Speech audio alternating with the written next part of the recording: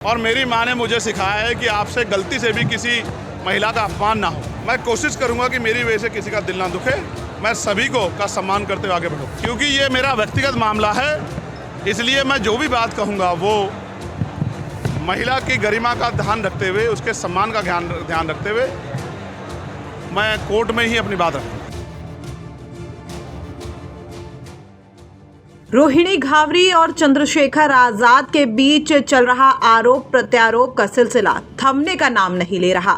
रोहिणी घावरी लगातार एक के बाद एक चंद्रशेखर आजाद से जुड़े कई सबूत सोशल मीडिया पर रखते हुए ये दावा कर रही हैं कि वो चंद्रशेखर के साथ रिलेशनशिप में थी, जहां चंद्रशेखर ने उन्हें धोखा दिया।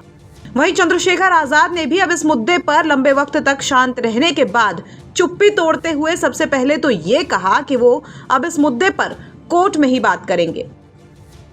वहीं अब एक बार फिर चंद्रशेखर ने इस मामले पर रिएक्ट किया है और इस बार उन्होंने जो कहा है वो हैरान कर देने वाला है। इस मामले को लेकर चंद्रशेखर आजाद ने झांसी में एक कार्यक्रम के दौरान ये कहा कि ये उनका निजी मामला है। साथ ही चंद्रशेखर ने यह भी कहा कि मैं कोशिश करूंगा कि मेरी वजह से किसी का दिल ना दुखे।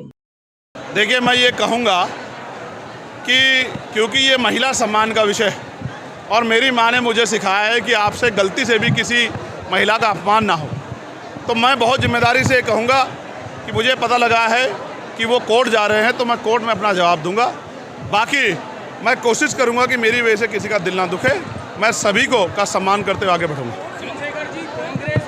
मैंने फिर आपसे कहा, क्योंकि ये मेरा व्यक्तिगत मामला है, इसलिए मैं जो भी बात कहूँगा वो महिला की गरिमा का ध्यान रखते हुए, उसके सम्मान का ध्यान रखते हुए मैं कोर्ट में ही अपनी बात रखूँगा। धन्यवाद। तो चंद्रशेखर आजाद इस मुद्दे पर जब भी बोल रहे हैं संस्कार और महिला सम्मान की बात कर रहे हैं। साथ ही इस बार तो उन्होंने इस मुद्दे को अपना व्यक्तिगत मामला भी बता दिया है। चंद्रशेखर ये भी कहते दिखाई देते हैं कि वो कोर्ट में ही अब इस मुद्दे पर अपनी बात रखेंगे। दरअसल रोहिणी घावरी ने तक के साथ एक इंटरव्यू में ये बात कही थी कि वो इस मामले पर कानून का सहारा लेने वाली हैं। वो इस मुद्दे पर कानूनी लड़ाई लड़ेंगी। बता दें कि रोहिणी घावरी एक रिसर्च स्कॉलर हैं। वो संयुक्त राष्ट्र यानी यूनाइटेड नेशंस में भी संबोधन दे चुकी हैं।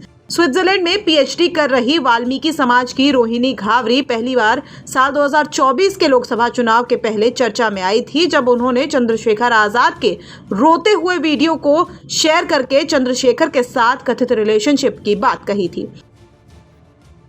साथ ही ये भी दावा किया था कि चंद्रशेखर आजाद उनको छल रहे हैं।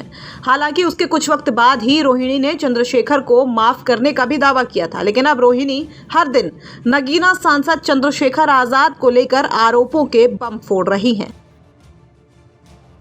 रोहिणी चंद्रशेखर आजाद पर बहुजनों को भी ठगने के आरोप लगा रही हैं। बहरहाल अब इस मुद्दे ने तूल पकड़ लिया है और आगे क्या कुछ इस मामले पर होता है, इस पर सबकी नजरें बनी रहेंगी।